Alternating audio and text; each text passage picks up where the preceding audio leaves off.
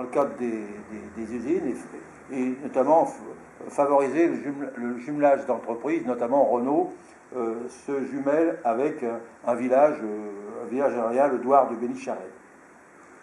C'est donc à Alger, le 1er novembre, que Benoît Frachon va déclarer au cours d'un meeting « Représentant de la classe ouvrière, je suis un patriote français qui aime son pays, ses coutumes, sa culture, ses traditions.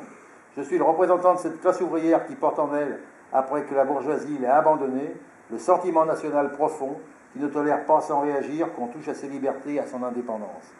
Et pour tout cela, je sais que chaque patriote de chaque pays du monde a les mêmes sentiments que moi à l'égard de sa patrie. »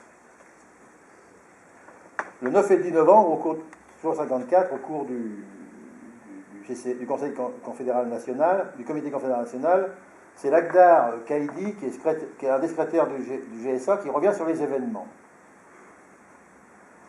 12 000, il fait l'état des lieux. 12 000 soldats commandés par 2 généraux qui mènent la guerre dans les Aurès. Des milliers de CRS. Des centaines d'arrestations dont plusieurs dirigeants syndicaux et militants de l'UGSA.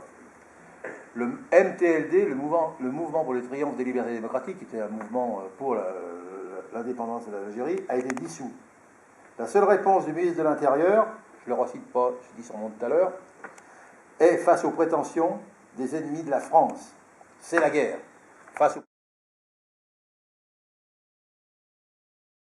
Militaires pratiquaient l'action psychologique, quotidiennement.